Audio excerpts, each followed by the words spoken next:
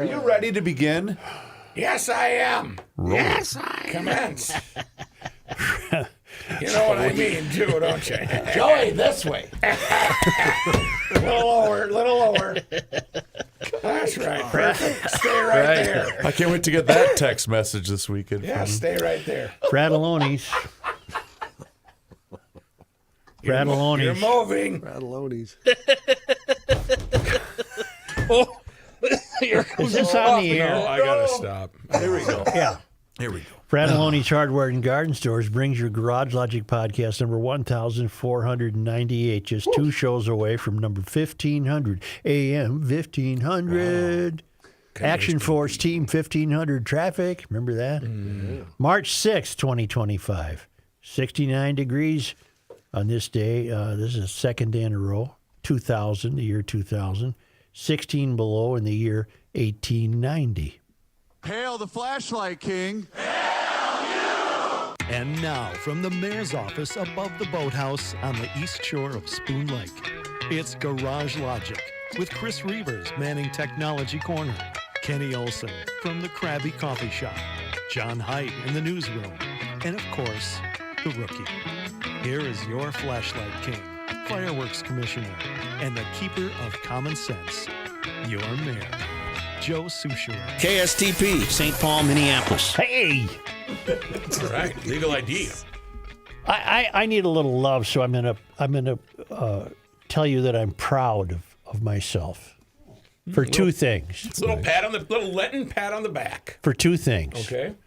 The tabloids desperately want me to be absorbed by two stories, and I'm not. One is the Meghan Markle story. She apparently Netflix has paid her $4 trillion or something to promote or to do a TV cooking show, which apparently she can't do.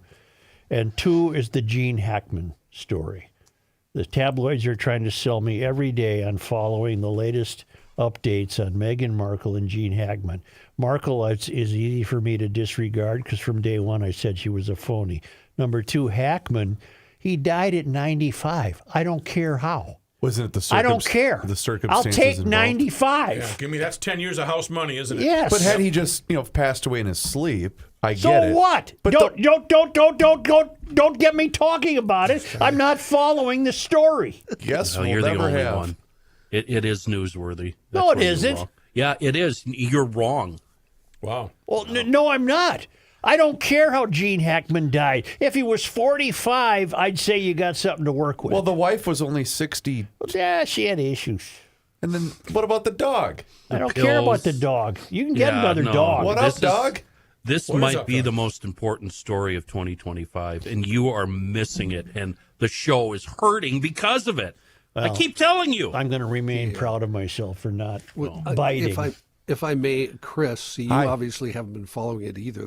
They announced 2 days ago that the dog thing, that wasn't true. The dog didn't Oh, I die. missed that. I guess I did not know that. Well, of Oh. course you did. Well, you know why? Because I haven't been following the There you story. go, see? Because you Thank told you. me not Wow. to. Full circle. Wait, so what happened to the dog? Nothing. The dog was Joe, fine. I can, in a different vein here, I can link why communism doesn't work to yesterday's traffic. Would you like me to? Speaking of that, I'd just like to get the time and the temp. listen to this one. Yeah, I wonder if I get the time and the temp. The New York Post is reporting that Vice President Kamala Harris handed over a check for nearly $7 billion. That's billion. Okay. Big money. To a Bethesda, Maryland-based group called Climate United Fund, which does not appear in the IRS charity base and has no federal filings. The nonprofit fund had only been incorporated in Delaware on November 30, 2023, according to public records, 5 months before Harris handed over the cash in April of 2024. So not even a year ago yet. This is March, isn't it? So 11 months ago, Harris gave this outfit called Climate United Fund $7 billion. And who are they? No one seems to know. Their website documents little activity for a multi-billion-dollar operation. From the April press release of last year, Climate United is a partnership of 3 nonprofits: Calvert Impact, the Community Preservation Corporation, and Self-Help Credit Union. As nonprofits go, all 3 are significant operations, but nothing of the scale that suggests they are ready to administer a multi-billion-dollar government grant. To date, Climate Action has announced only $360 million in grants, but they invite more proposals to access their green bank. That this would become a political football was known from the get-go. Bloomberg Law published a Republicans Pounce article as soon as the grant was announced last April, with the Climate United grant being the largest single piece of a $20 billion effort funded by the EPA, an all unelected bureaucracy. Right. And the $20 billion was part of an even bigger fund, according to the New York Post. The cash for the charity came from a huge, $370 billion climate slush fund of taxpayer money, overseen by John Podesta, a political consultant who was chair of Hillary Clinton's failed 2016 presidential run and White House chief of staff to Bill Clinton. The New York Post also reports that the new EPA administrator under Trump is asking the inspector general to look into this. Now, Lee Zeldin, the new EPA chief, said he wants to claw back the cash doled out by the Climate Fund. On Monday, he called the agency's inspector general to investigate. $1 billion is a lot of money. Can you possibly... we're seeing it on smaller scale here, and there's a link.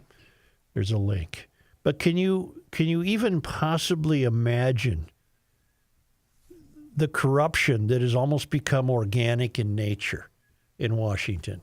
Can you possibly imagine what this really is? So Harris, God knows why her, gives a check to the Climate United Coalition, incorporated in Delaware and running out of Bethesda, Maryland. She gives them $7 billion. And the same thing that we see happening here is, but there's apparently no conditions. Tell us. Great deal. Let's see what are you accomplishing? Nothing. So what that is $7 billion to feed, not to feed. Well, yeah. That's a different fraud. You're so used to it. I'm sorry, it's a different fraud. Please use a different That's phrase. $7 billion for what? For what? May I attempt to answer your question? Well, be careful. I think I can imagine. Imagine a future, the freight trucks. Okay, take that down because that gives me a migraine. The director of the Greenhouse Reduction Fund left an NGO to come to the Biden administration. He becomes the director of the Greenhouse Reduction Fund and gave his former employer $5 billion. It's so crooked. The whole thing is. So incredibly Everything crooked. is. What is the line? You're either in the game or You're not. either playing this game or you're not. And most of us are not in the game. No, but we're I'm not paying in the for the But game. we pay for the game. In my case, quarterly. 4 times a year, I pay for the game. Lend to Keller Tax Service. And you glossed over it quickly, but we should be driving this home. This Climate United Fund that Kamala gave the money to does not appear in the IRS's charities database. Right. No filings. And I've said all along, climate change movement has nothing to do with the climate. No, this is what it's about. It's just a new revenue stream, and I think the game perpetuates itself in Washington by the continuing invention of these new games, the continuing invention of new scams. And climate was a welcome addition to their scamming because They think it plays well with the public, and they have grandmothers in Des Moines very worried that their garden is a week behind. And it's very easy to buy into the whole climate but it's all BS. It has nothing to do with what the temperature is supposed to be. It has nothing to do with the environment. It has nothing to do with the climate. It was an effort, successful based on this revelation, to create more dispensation of revenue, or dare I say, the redistribution of wealth. There's no other reason for it. Is why Trump got elected. Yeah, but can he end it? Well, wouldn't that be something that would come under suspicion with Doge? How did we learn about this? How did we learn about $7 billion checks sent to... It was a whistleblower. It was announced last April. Is this the kind of stuff that Elon Musk is looking for? Yes. This was announced last April with this headline: Vice President Kamala Harris and EPA Administrator Michael Reagan join with Climate United to announce historic investments. And the average American might have read that and thought, isn't that nice? We're stopping climate change. Time to get my kid to the soccer game. There's not one shred of evidence that the money has ever been spent on anything to do with the climate. Well, we're just learning it's all one big grift. That's all that this is. Almost everything is. Yep. Statewide, nationwide, doesn't matter. I mean, just take one issue that's a problem in the United States right now. Homelessness. $375 billion. What would that do? All those people would either go into treatment or get a house. Whatever. But they'd end up in homes and might have jobs. And the money can't be accounted for. No. It goes That's what's crazy. It goes to pay people that support your power base. So the question then is, what the hell is the problem with us? We get up every day. We go to work for the man. We're trying to achieve the American dream. We're breaking even at payday. What the hell is wrong with us? We've been played too long. And they give us emotional issues, Joe, like climate change. Yeah. It plays well with the letters to the editor-writer of the Star Tribune. My blueberries are they're not ready. You know, all you people, you've bought into this. It's a racket. The climate change is just the latest of their rackets. Now let's bring it closer to home. The moose that you just mentioned the other day. Nope, we're good on the moose this year. This year's moose report was good. Got it. Climate change didn't get them this year. Well, it's all the investments we made, clearly. I guess. Well, let's bring it closer to home. What's the latest on Amy? I have it here, if you just bear with me a moment. Oh, Amy. Amy Bach. What you wanna do? Where is it? Let's bring it closer to home. Well, I got it here. You just have a little patience with the Hold your mayor. horses. Here it is. I have it. I have it. Yes, hold the ponies from Stillwater. You know, last week I toyed with the idea that Walz and the administrators he chooses, the fraud is so rampant and stems from so many agencies dispensing money to nonprofits. There's a bill, by the way, in the House to end that. I hope to God it passes, giving money to nonprofits. That I said Walz and his administrators have to be involved, however allegedly. And I'm prepared to take that to the next level. Okay. Oh, boy. I think that the Walz administration, now calling for a $7 billion deficit, by the way, in the budget. $6 billion. I think that Walz and his administration, and I'll have to keep using allegedly, I think they're in a purposeful redistribution of wealth. I think that's what Walz probably stands for ideologically. We got hints of it with his wife. We got hints of it with his daughter. We get hints of it. I think he is purposely involved in the redistribution of wealth in this state. And that these frauds went unchecked by him for so long, and I think the game he was playing is, well, if we can get away with it, let's just keep getting away with it until the law steps in, and then we'll have to pretend that we're concerned, which is exactly what's happened. Exactly what's happened. The MDE head, Heather Mueller, she leaves conveniently when the law begins to intervene. And then you had the latest Department of Human Rights executive, what was her name? Sari Tadpole, or what the hell was her name? She left when we learned of the daycare fraud and the autism fraud. I know who he means. I know, so I do too. So I believe we not only have been played, we've been played dramatically and significantly to redistribute the tax collections that Minnesota receives from the people who get up and go to work every day. That money has been redistributed.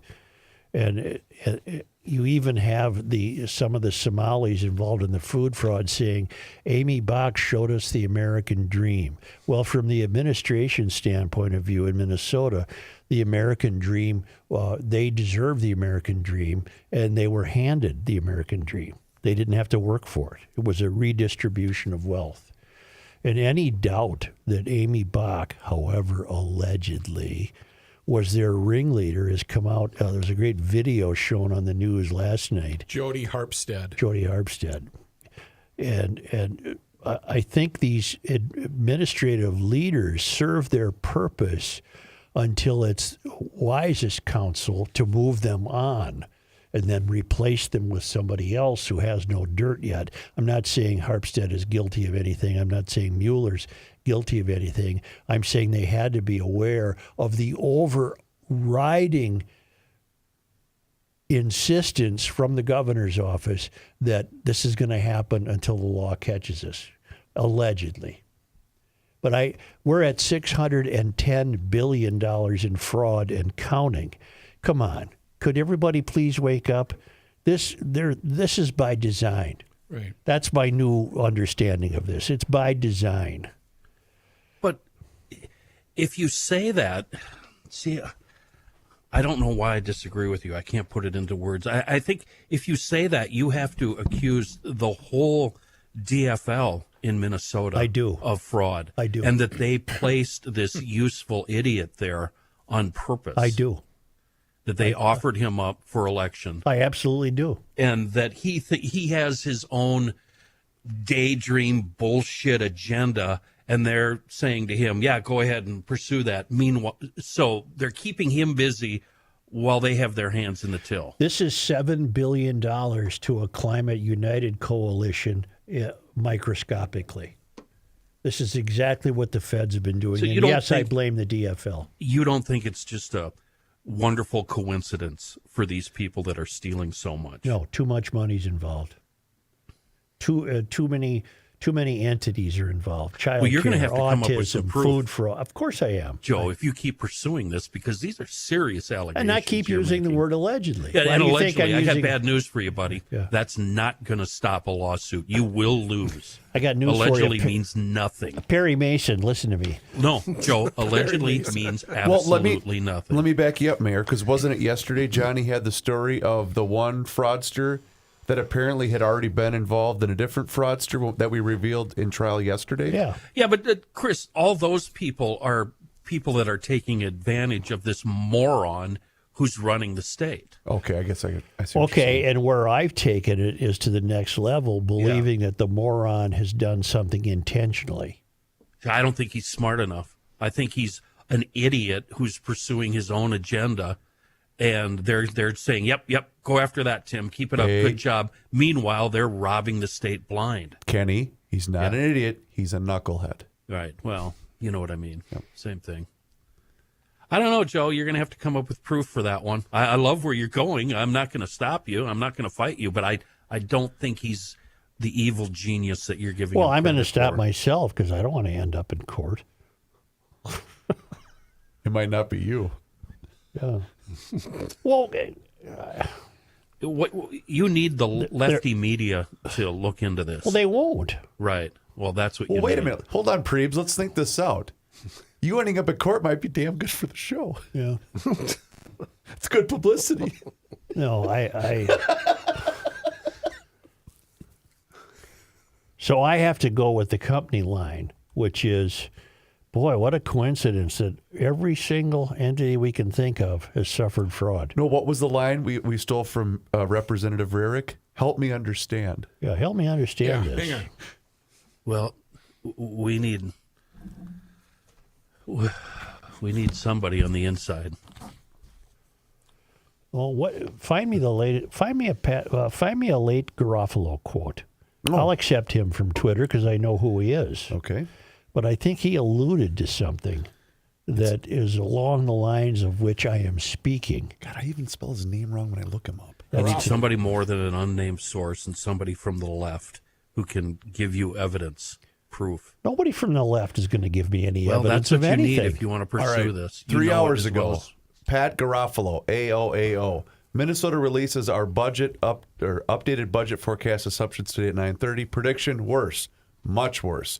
When government increases spending by 38%, you can expect a fiscal calamity. We are paying for the sins of the last session's unsustainable Chris, spending increases. That doesn't have anything to do with fraud or future fraud. I thought I read one where he was intimating some knowledge of fraudulent behavior. There is an epidemic of government-funded NGO fraud. Regardless of party, DOJ needs to keep digging. Congress needs to defund. As we learn more about this at the federal level, Minnesotans need to stay focused on our own state, which has the worst COVID fraud in the nation. Okay, thank you. You're welcome. Again, Minnesota is a microcosm of what's happening federally. Let's just leave it at that. That the Minnesota government is too big, it gives too much money to NGOs, it gives too much money to nonprofits, and much of it ends up fraudulently spent. May I share one more? Because it pertains to you directly. If it's from Garofalo. It is. If you are an opponent of DOJ who no longer wants to drive your slightly used Tesla, let me know. I'll help you stick it to Elon Musk by buying your car from you far below market value. That will really show him. Yeah. God, he's funny. Man, he loves those Teslas. You got to follow the kickback money. Does it stop where they're saying it stopped, or did it go any higher? In the Feeding Our Future scandal in Minnesota, so far we've only got it going back to Amy Bach, however, allegedly. Yeah, and we need to find out if it ended there or if it goes further than her. Then I think you have a story. Okay, I continue to say this, and I've said this all along. I don't think Walz lined his pocket. But I now wish to assign to him a greater responsibility for it than we did, say, a year ago. What's in it for him, though, if he didn't line his pocket? The fact that he's a Chinese agent. Allegedly. The fact that he's a redistributionist. Allegedly. Chinese agents, did I say that? Yes. I didn't mean to say that. You meant allegedly. Right. Yeah. Allegedly is not going to help you at all. Shut up, Perry Mason. I don't want to keep hearing that. It's like saying from you. no offense intended. I mean, No, it's it's the not. same thing. It's bullshit. With all due respect. With all due respect. Same as all due respect. It's just complete With all due respect, BS. I really think you're an idiot. Okay, something's going on in this state that ain't right. How about that? There you go. Huh? You accept that one? We need to accept that. turn Amy Bach. She needs to turn. We need to threaten her with 100 years of hard labor so she'll start singing like a canary. Maybe we could sentence Amy Bach. Jeez, I like that idea. We need Amy to turn Yeah. But why would she? to save her skin from going to the Hooskow for Right, it might 100 be a years. different- 100 years of True. turning boulders 5 into years to pebbles. 100. Yeah. Maybe we'll just make her listen to Sebastian Bach. But she's claimed, she has nothing to do with it, and she's innocent. There was a film last night showing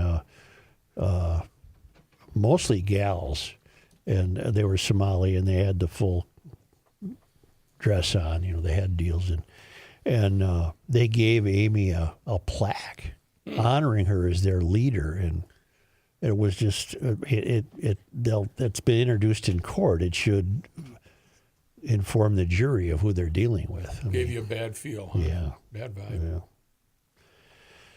Yeah. What are you going to do? Huh? What are you going to do? I mean, what are you going to do? I suppose I'm going to shovel the hump. Suppose I'm going to get down there and Isn't that what we're all just doing as Every Americans day. collectively? We're just shoveling the proverbial- hump while our politicians get rich. Get my kid home from basketball. Yeah. Yeah, right. Have him shovel the hump. Another day in paradise, shoveling the hump. Boy, that's depressing on a positive Thursday. we haven't had a positive Thursday in 15 years. Not true. Mike Schoonover brings it every single Well, week. on Mike's Thursday. positive, but I do have some positive news. There you go. Look at that segue. Well, GL's favorite piano player, Stephen C. Oh, Anderson. yeah, I saw this. How about a free concert at the Cathedral at 1 p.m. Saturday, March 15th? Free. Stephen much? C. Free. Stephen C. and friends at St. Patrick's Day weekend.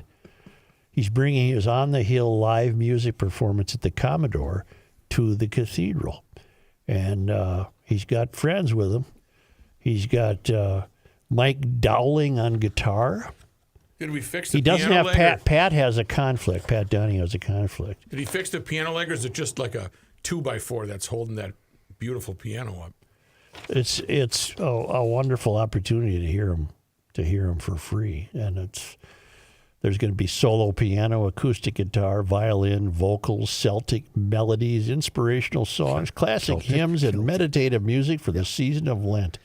Truly lifts the spirits, Irish or not. Again, just go to Eventbrite.com. Are they having a tribute to the Boston Celtics? I don't. Celtic Celtic, is spelled with a K and pronounced Celtic. Larry Bird's going to come and do a solo? The Celtic. K is silent.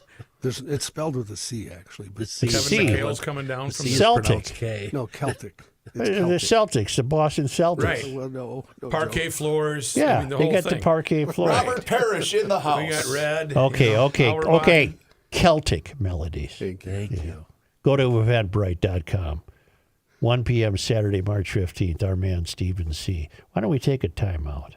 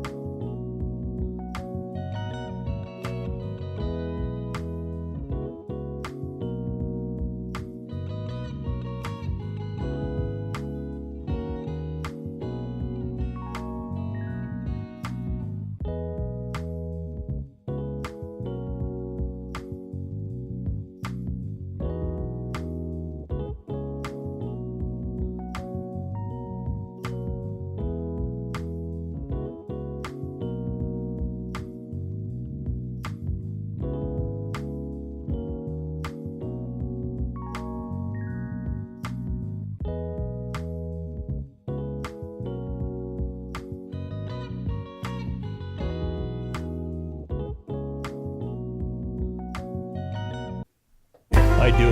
Antonov 1111. You can track it. The Earth is not your mother. The Joe Souchere Show. Well, it might. Well, we call it Positive Thursday, but Is it? I mean, come on.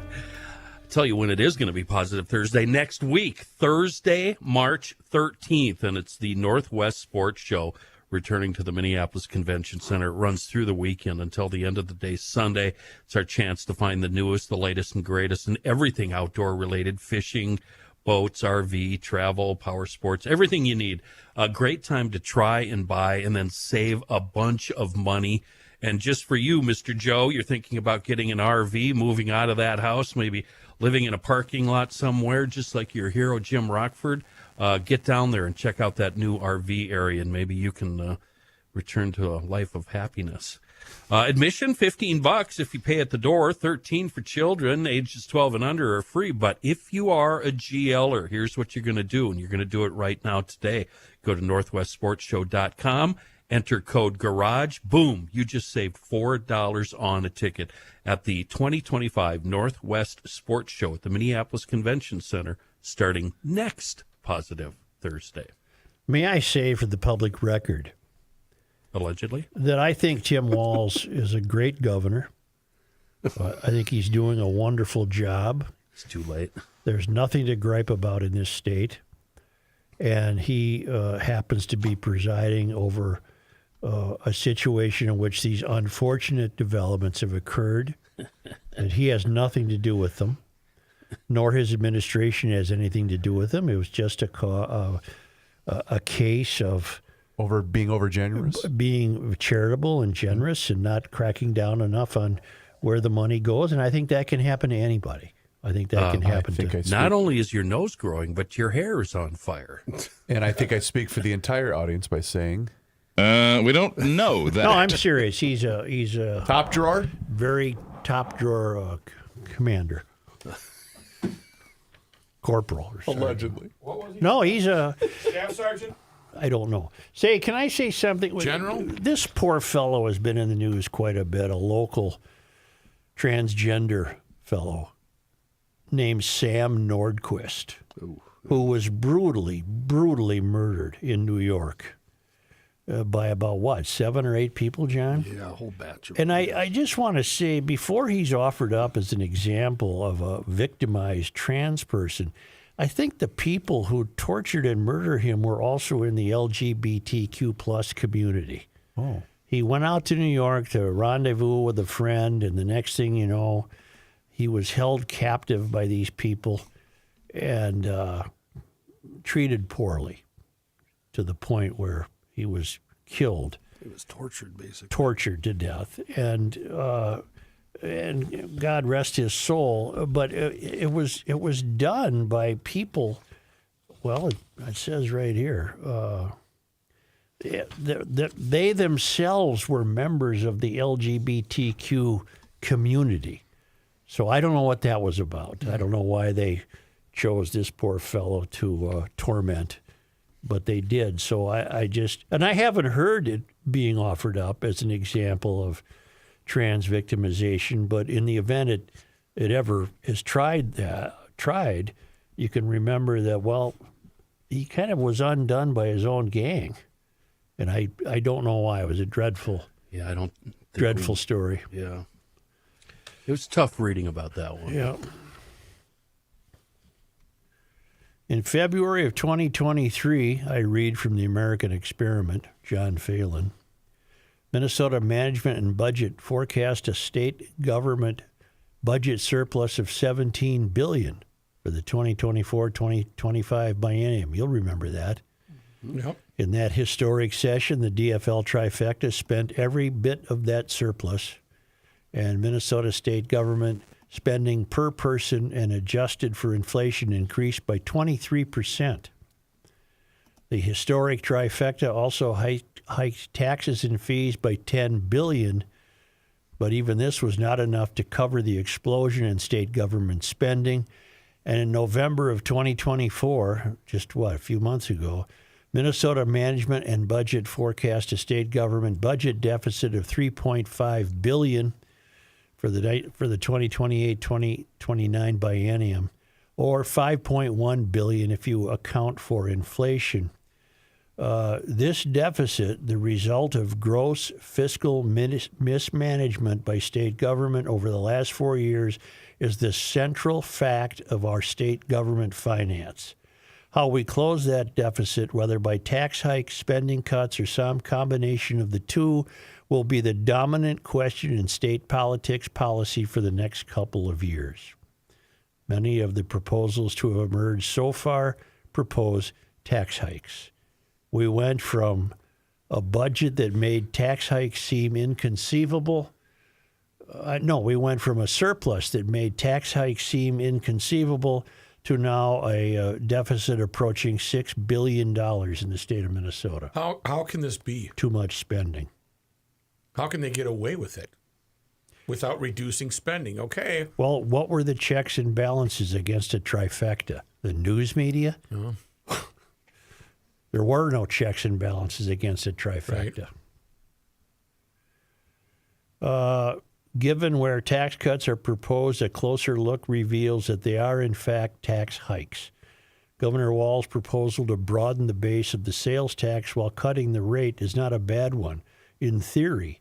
But, as I wrote in January, that's John Phelan speaking, in practical terms, what matters is the extent to which the reduction in the tax take from the lower rate is offset by the increase from the broadened base.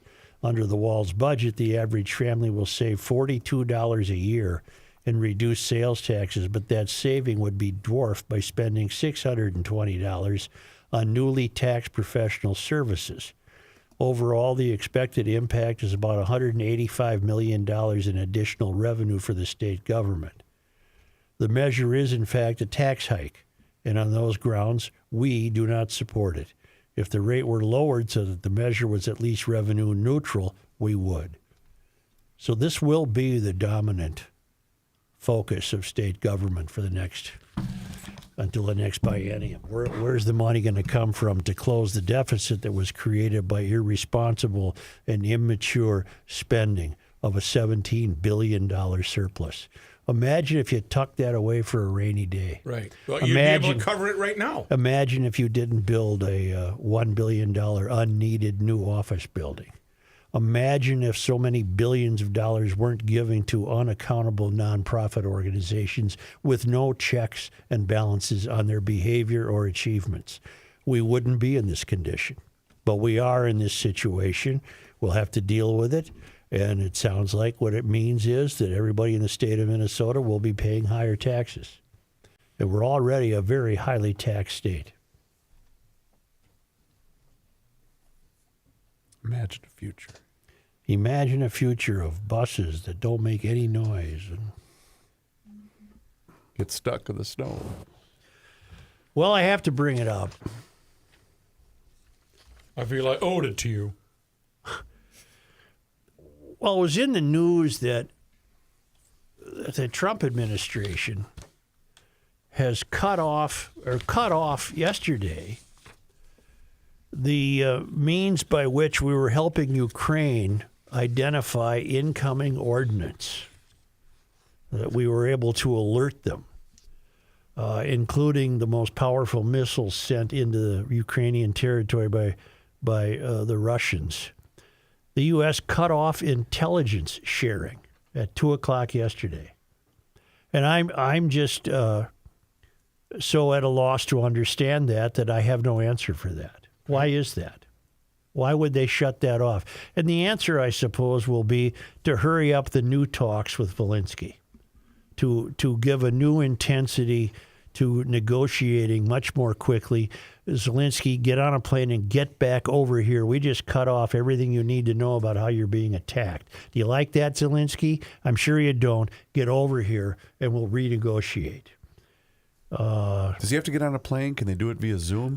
It's a good question. I'm wondering if it could be. If it's that, I mean, I would do anything in my power to hurry this up to get the intelligence gathering back. Crucial intelligence for long-range missiles such as HIMARS, which have been key to holding back the Russian offensive, went dark at 2:00 yesterday. White House officials said the U.S. would only lift the ban on sharing the data if it could nail down negotiations with Ukraine, which are expected to cover the minerals deal that was put on ice after the clash in the Oval Office last Friday. Diplomatic sources, however, suggest Mr. Zelensky may have to offer additional concessions to get talks back on track. I wonder what that is. I wonder what those would be. The Ukrainian president has suggested committing to ending the naval war in the Black Sea and freezing long-range strikes, two suggestions put forward by Emmanuel Macron under his plans for a temporary truce that could build confidence both sides. All right, I'm going to go way out on a limb and say something here. Let's go. Fallout. It's Russia. Can peace be negotiated between Russia and Ukraine? I don't know. I'm asking rhetorically. Well, it's Russia. Kenny said this 100 times. This goes back a lot longer than any one of us has been alive.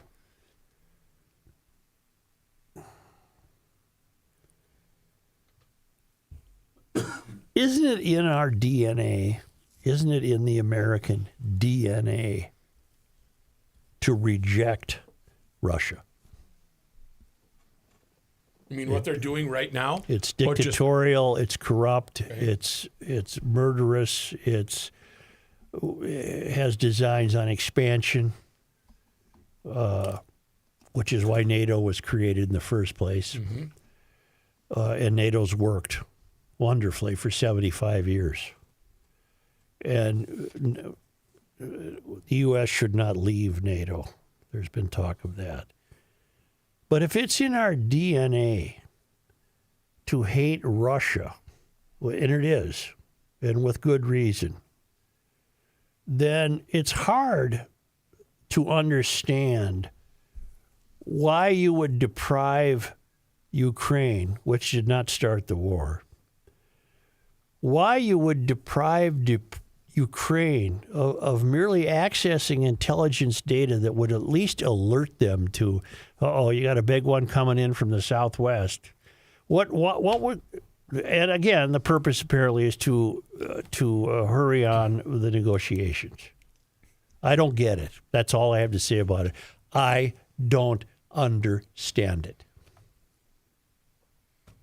Does anyone? I don't understand it. No, it's so far above my pay grade that I don't even feel confident commenting on it. Okay. They show us one thing and they're doing something else under the table.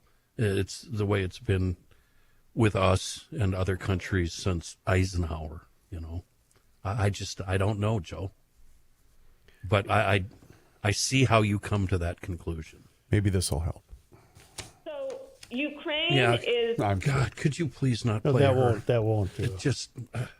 That won't help Doesn't me. help. I want to didn't be even done think- with her forever, Chris. I'm sorry. Just forever done with her. Got Yeah, it. I think you should erase all tapes of her 0% chance of doing that. because she is. I mean, as recently as Reagan, the terminology was that Russia was the evil empire. But that was 40 years ago. Well, But they're there's still so the evil many- empire. There's so many things that reality is so different from perception, or vice versa. I guess perception from reality, going way, way back, that it's hard to know.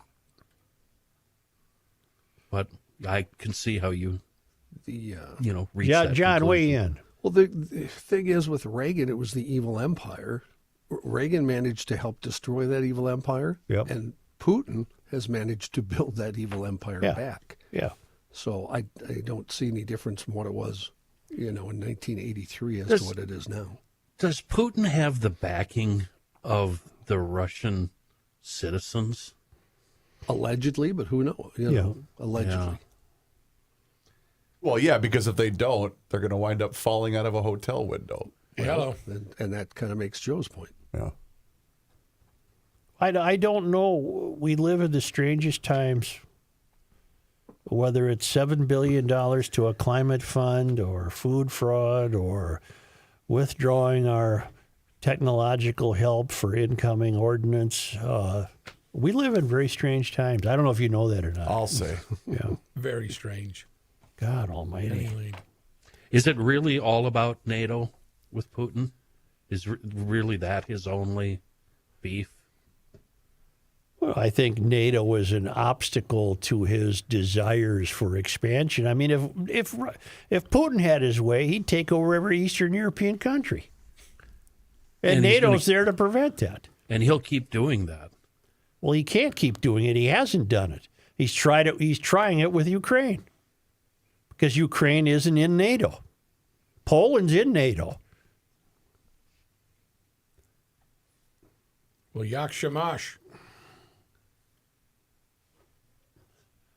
North Atlantic Treaty Organization, probably one of the most successful deterrents to communist the most successful deterrence to communist expansion that ever was dreamed up. No fraud?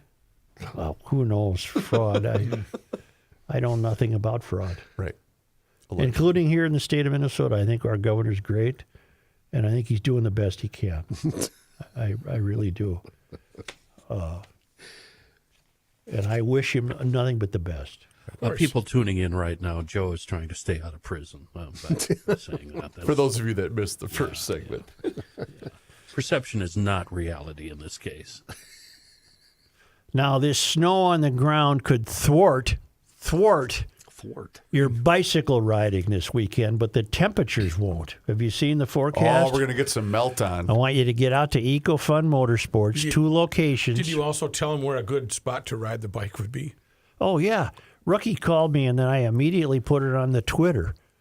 The Pelham Avenue bike lane yesterday, while cars had to go 3 miles an hour because the streets were so horrible. Driving on a washboard. We're going to get to EcoFun here in a moment. The Pelham bike lane was bone dry, right down to the pavement, dry as a bone, It's unbelievable. perfectly plowed, It looked and like not the middle of summer. and not a bicycle in sight. Yes. The roads, however, were suspension damaging. Your city gets an F- with snow removal. My God. It's not the drivers. It's not the drivers. Right. They know what they're doing. But that Pelham Avenue bike lane was perfect. Pristine. Perfect. It would make you want to ride an eco bike. I almost got out of the car and just wanted to walk it. Yeah. It was so nice. With confidence, like With you confidence. would in June. Anyway, the temperatures are going to rise. Get out to EcoFun. It's on Highway 97, Forest Lake / Columbus, just west of 35. And it's the electric bike capital of the world. And you're going to need a helmet just for the hell of it. It makes sense. In fact, I know guys who are motorcyclists, and they don't wear a helmet on a motorcycle, but they ride a helmet when they go bicycling. Got it. Because it's really helpful. And they're all on sale starting at just $50. If you have equipment with EcoFun, schedule your winter storage pickup. Those deliveries begin on April 15th. Get a hold of EcoFun Motorsports. It's the electric bike capital of the world. Generators, snow removal equipment, scooters, motorcycles, youth recreational equipment. Hands down the most fun store I've ever been in. It's in Forest Lake / Columbus on 97, just west of 35, and down in Burnsville on the service road of life near County Road 42, and a great website, ecofunmotorsports.com.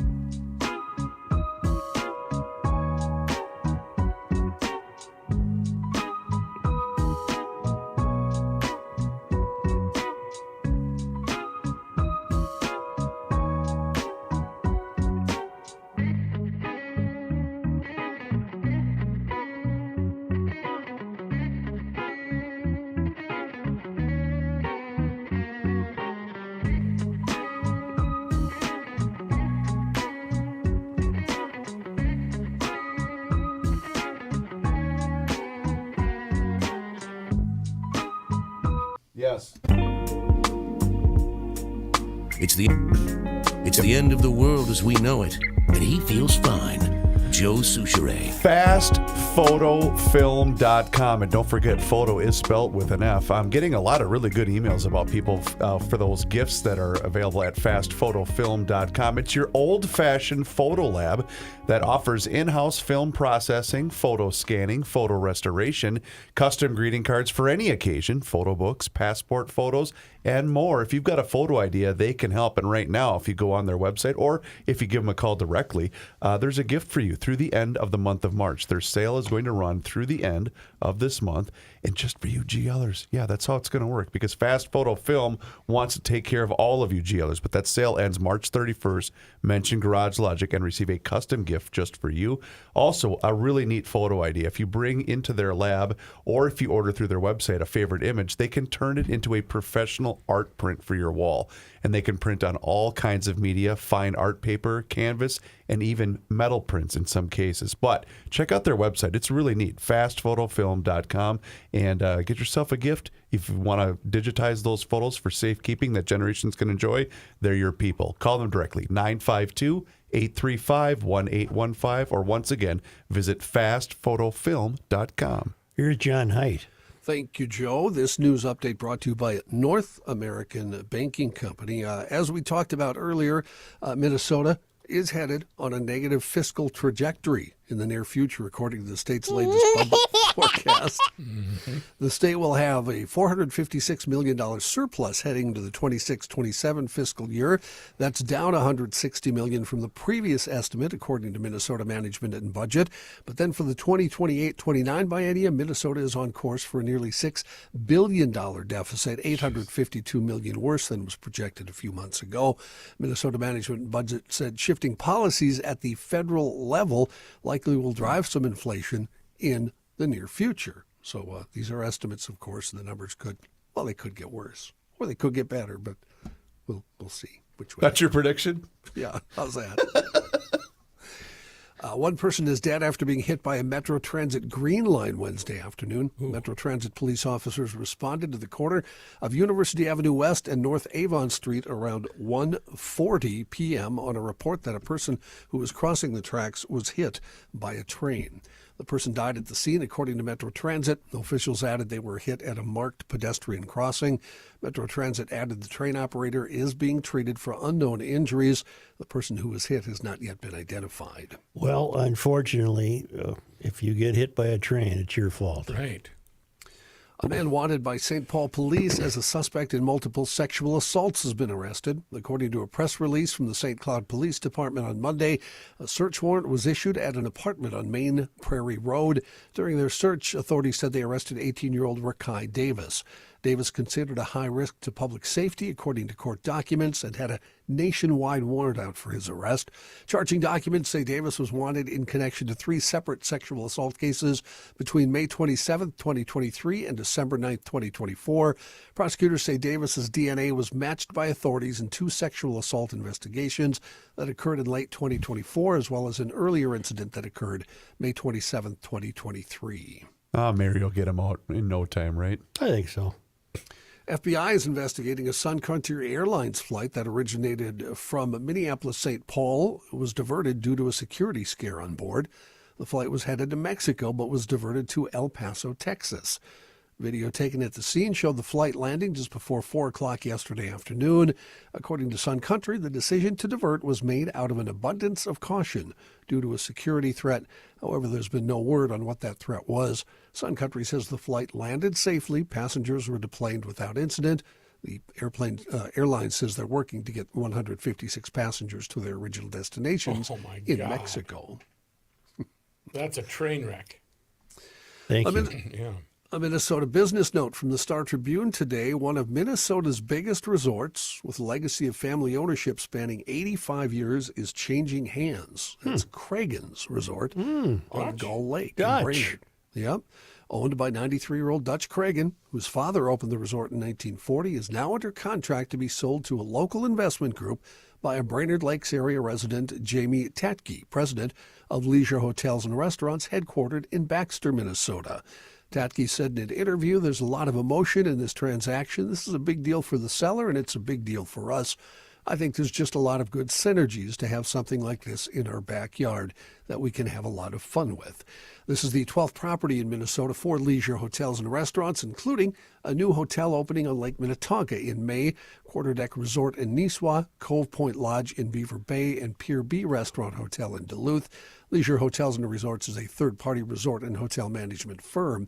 It operates locations throughout the Midwest as well as Oregon, Nevada, Vermont, and another headquartered in Kansas. What's their next target? So do they own the Cove already? Well, they were a giant supporter of the show when we were on the radio. That's right, the Cove. What are you doing this weekend? We're running up to the Cove. How you getting there? Taking the Jeff. Speaking of the We're swing Cove, by Toppers. What's the Cove? We're topping it's that tonight. episode of Rockford Files that we watched earlier this week. Are It we was a good topping one. tonight? John? A somewhat weird update on that story we told you about yesterday in North Dakota. The Spirit Lake tribe corrected the toll from Tuesday's deadly shooting in St. Michael to 2 dead and 1 critically injured. Details of what happened still, though, have not been released. The tribe on Tuesday had said 3 people had been killed, but officials yesterday issued a new statement saying we've received updated info confirming only 2 victims were pronounced deceased while 1 remained in critical condition. The FBI, which investigates crimes in Indian country, issued a statement yesterday saying the 2 who died were a woman and a child. The 3rd victim suffered life-threatening injuries. The shooting happened around 9:30 in the morning Tuesday on the reservation town in northeastern North Dakota. Law enforcement apprehended a suspect shortly before 1:30 in the afternoon. A shelter-in-place order issued to all residents within the reservation's boundaries after the shooting was lifted later on Tuesday.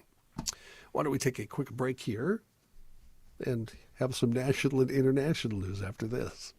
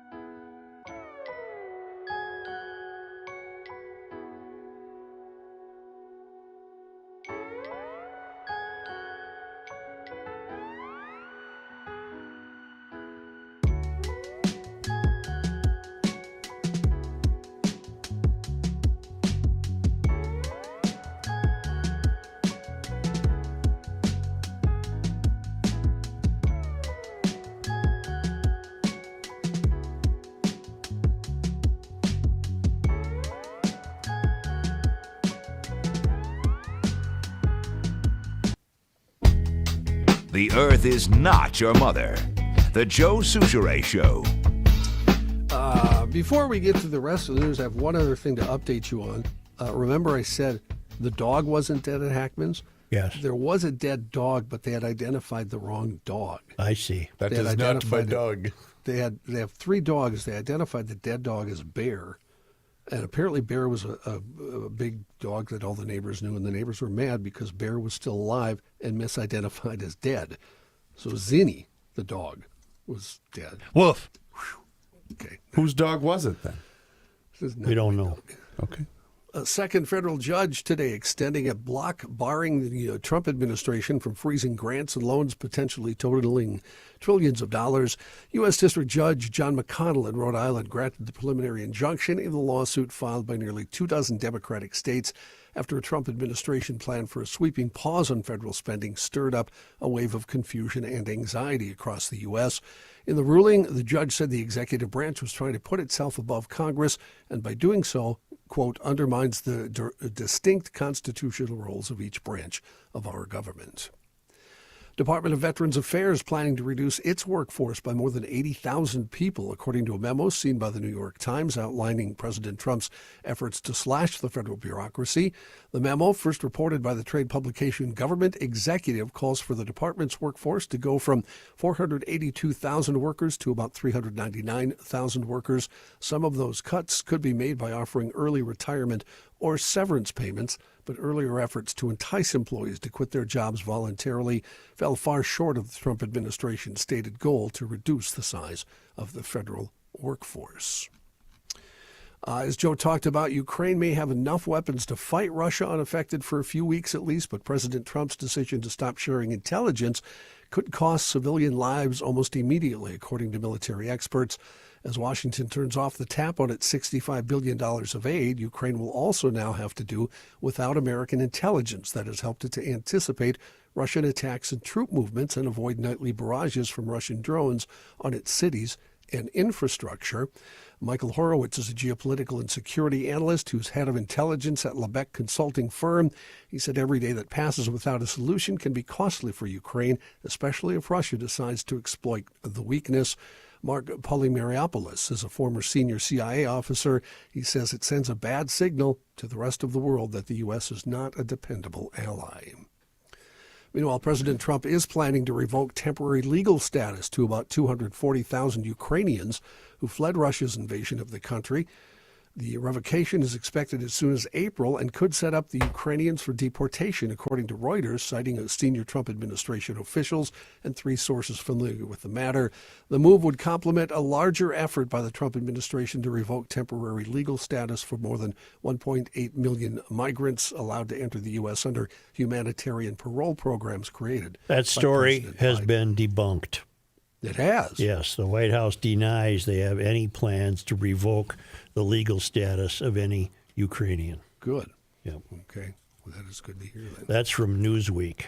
So it's fake news. The White House denied reports that the Trump administration plans to revoke the status. Reuters earlier reported, citing a senior Trump official and 3 sources, that the revocation is expected as soon as April. However, Caroline Leavitt, the White House press secretary, said no decision has been made. This is more fake news from Reuters based on anonymous sources who have no idea what they are talking about, she said. Got it. Good. Disney is cutting nearly 6% of staff across its ABC News and Disney Entertainment Networks units. The layoffs will affect about 200 employees, representing about 6% of the total ABC News Group and Disney Entertainment Network's workforce. The company also plans to dissolve its 538 brand. That is, you might remember, the group that puts together all the major polls and averages them out. ABC also will emerge. ABC says it will also merge 3 of its major shows, 2020, Nightline, and Impact X Nightline. Staff members who were laid off were notified Wednesday. The majority of the laid-off employees work at ABC News, with most of them being based in New York. Who was the host of Nightline during the Turan? Ted Koppel. Koppel. Is he still around? No. Did he die? Yes. Oh, he's alive. Why'd you bury him, Rook? He's alive. I think he's gone. Wow. Go ahead and look it up. Ted Koppel. He had the weird hair. He had, it was kind of an odd. He's still with us, 85 years old. Yeah, he's going to die someday. I said. Year. Born in the UK. I did not know that. Happy to provide that for you. For years before she published To Kill a Mockingbird, Harper Lee wrote short stories with themes that she would later explore in that now classic book. She tried and failed to get them published. Scholars and biographers have long thought the stories were lost or destroyed, but they weren't. She was a meticulous archivist. She stashed the transcripts of the stories along with rejection letters in her New York City apartment. This fall, those stories will be published for the first time in a collection titled The Land of Sweet Forever. The book will be out October 21st from Harper. It includes 8 previously unreleased stories and 8 pieces of nonfiction that she published in various outlets between 1961 and 2006, including a profile of her friend, the writer Truman Capote, a cornbread recipe, and a letter to Oprah Winfrey. Born in 1940, still alive. Who? Koppel. Thank you. Born We've in established that already. His parents were German Jews who fled Germany after the rise of Adolf Hitler and Nazism. Thank you. Not John, wanted. do you have more? If you want some more. I do want one more. One more. For the second year in a row, former New York City Mayor Michael Bloomberg gave the most to charitable causes, according to the Chronicle of Philanthropy's exclusive Philanthropy 50 list of Americans who donated the largest sums. In 2024, he gave a total of $3.7 billion to support arts, education, and environment, public health groups, and programs aimed at improving city governments. He says, I have never understood people who wait until they die to give away their wealth. Why deny yourself the satisfaction? I've been lucky. I'm determined to do what I can to open doors for others and leave a better world for my children and Do you have a list, John, or is that just me? I do have a list of the top 6. I'd like to know who they are. Netflix co-founder Reed Hastings and his wife Patty Quillen were number 2. Dell Technologies founder Michael Dell and his wife Susan Dell, number 3. Warren Buffett, number 4. Mm-hmm. Facebook co-founder Mark Zuckerberg and his wife Dr. Priscilla Chan, 5th. And retired professor Ruth Gottesman, number 6. No Zuckerberg no Bezos on there. I was wondering the same and thing. no Musk on there. Well, and you wonder, he donated 3.7 or gave away. What did he make? Well, he's got a lot of money. Well, I understand. Thank you. Yeah. he can playing the afford, role of rookie he is can Joe afford Souchere. it. Yeah. All right. Thank you very much, John. Did Ted Koppel give any money? Sorry, Ted. I didn't mean to, early demise.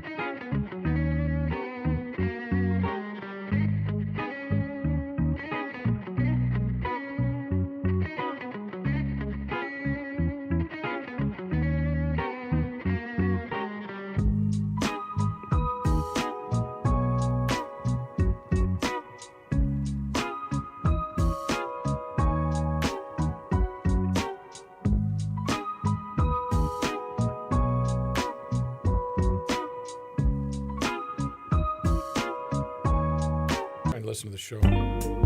Here's a man who spends hours in hardware stores, sifting through the nuts and bolts of life.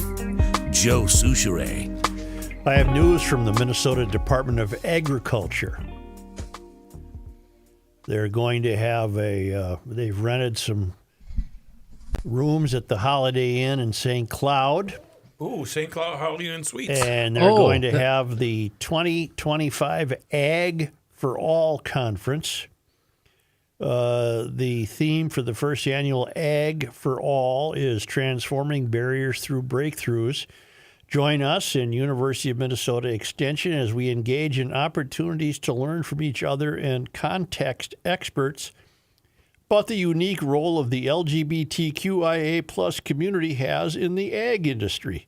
That's not what my agenda has. In addition to plenty of time to network and get to know your LGBTQIA plus neighbors, the day will feature a panel of professionals, producers, and community members, as well as educational workshops and roundtable discussions on emerging topics affecting the LGBTQIA plus community. I can only imagine that means the LGBTQIA plus agricultural community. I didn't know there was one. So now you have a state-paid for assembly you can attend. Do you have a rundown of the events? It has nothing to do with that. I'm surprised. Where are you seeing that? Because as a grain cart driver, I'm kept up to date daily on the goings on. This is right from the Minnesota Department of Agriculture. I have on site. There's seminars of the effect of the tariffs, exporting soybeans. Those sound useful. Yes. Growing edible crops. Yes. The cost of fuel. The absurd price of crop insurance. Yep. How to get a contract with ethanol plants. Well, here you I don't go. see anything here about gays or lesbians or trans or anything. I see nothing but very, very helpful seminars to help our farmer friends. Well, the link is the UMN Extension 2025 Ag for All Conference, and it's transforming barriers into breakthroughs. I wonder. Well, I suppose a trans farmer needs to know about fuel as much as anybody else. Yeah. What color is gas? Yeah. How to get those lucrative contracts with the ethanol plants. I mean, it's open to everybody. Why not? That's how you do it. What Joe? Huh? What's going on in our country, in our state? I don't know. Everything that the farmer's facing right now. This is the number one top of the agenda. Well, issue. maybe it's the number one for the LGBTQ plus A, or A plus, or whatever it is. You know, there's many in that alphabet list is getting longer. I think what we need to do is send a correspondent to this, and since you're the writer, I think maybe you should run up there. It's March 8th. Tomorrow. No, Saturday. Saturday at the Holiday Inn and Suites. Yeah. Say only because they come to us all the way from Marlith Park, home of the traveling Lymans. It was on this day, March 6th. In 1852, Hennepin County was formed for Louis Hennepin, the Franciscan missionary who saw and named the Falls of St. Anthony in 1680. Wow. Wow, that's crazy. On this day, On March 6th. in 1857, the U.S. Supreme Court delivered the Dred Scott decision in which the justices declared that enslaved Missouri man Dred Scott, not being a citizen, had no right to bring suit. Scott had lived at Fort Snelling and in other free areas with his owner, Dr. John Emerson, and he claimed that residence in free states and territories made him a free man. While living at Fort Snelling from 1836 to 1838, Scott married Harriet Robinson, an enslaved woman owned by Indian agent Lawrence Taliaferro. On this day, On March 6th. in 1862, Henry B. Whipple, the Episcopal Bishop of Minnesota, wrote a letter to Abraham Lincoln on behalf of the Dakota people of the state describing the corruption among the agents of the U.S. Bureau of Indian Affairs and asking for justice for a wronged and neglected race. The U.S. Dakota War of 1862 began in Minnesota later that year. Corruption in government is nothing new, is it? On this date, March 6th. In 1868, Grant, Lyon, and Wilkin counties were formed. I'm tired of those counties. On this day, March 6th. in 1871, the name Lac qui Parle was given to a new county, the name French for Lake that Talks, likely referred to echoes among the bluffs surrounding the lake of the same name and comes from the Dakota place named Bade-Laudan, small lake that speaks. You know, if the lake could talk, it should have a podcast. Yellow Medicine County was also formed, named for the root of the moon seed called Pajuta Z, yellow medicine, by the Dakota people and used as a medicinal herb. And finally, on this day, On March 6th. in the year 2000, Mercury became the first city in the country. Mercury? No, Duluth. Hell. Duluth. Duluth became the first city in the country to ban the sale of mercury thermometers. Mm-hmm. And that Was that an uproar? Did we get mad about that? I don't think I don't recall it being a terrible uproar. It might have been, but it was to prevent the element mercury from polluting the environment. Minnesota had prohibited the use of mercury thermometers in hospitals in 1992. And then we have this day in sports failures. March 6th. I think we do. Yes, Minnesota sports disappointment. Yep. On this day, on March 6th, in 2017, Timberwolves postponed game due to warm weather and the ice sheet melting. What? What? You sure it wasn't the Wild? Had to be the Wild.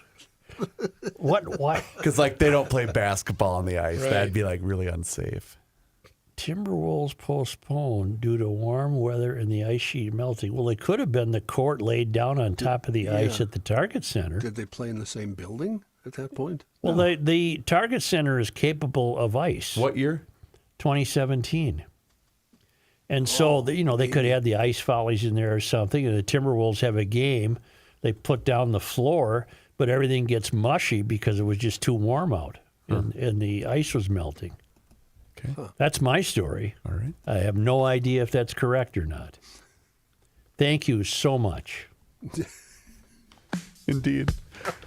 Please do us a favor. If you haven't done so already, you should join the Garage Logic YouTube channel where you can interact with the show each and every day. That's right. You can watch it live on our YouTube channel starting right around noon. You can also see full segments, video shorts, behind-the-scenes footage in some cases, but it's all there for you. It's on the Garage Logic YouTube channel. And you can follow us on all of our social media channels, which includes Facebook, Instagram, and X. Yeah, just search for Garage Logic. That's 2 words if you're unfamiliar. And go to the website and sign up for the Daily Logician. It's an email. It comes right to your inbox each and every single day. And it includes the most recent episode of the podcast. So you don't have to miss a minute of the action. Hell nah! Yeah.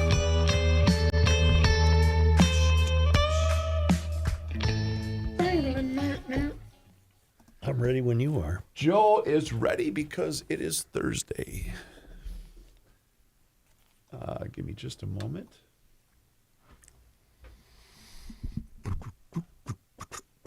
Rook, I can't believe he's your kid. I can't either sometimes. Joe, No. I'm ready for you. Scams from both Washington and Minnesota. We get the macro and micro look. Do you want a period? That's or a new comma there? sentence. Okay. We get the macro and the micro look. Okay.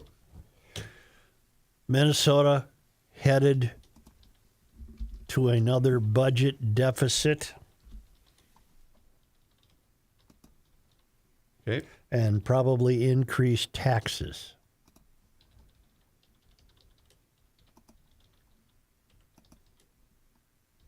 Okay. LGBTQ Yep. agricultural seminar. John Haidt. I know him. John, don't forget to send me his stories. Yep, doing so right now, Chris. Thank you. Oh, I spelled deficit wrong. It's ICIT. There's no E in deficit. There Joe. you go. There you go. Will Scoot Over be cheaper than a Yes. Yes. dealer? By a mile.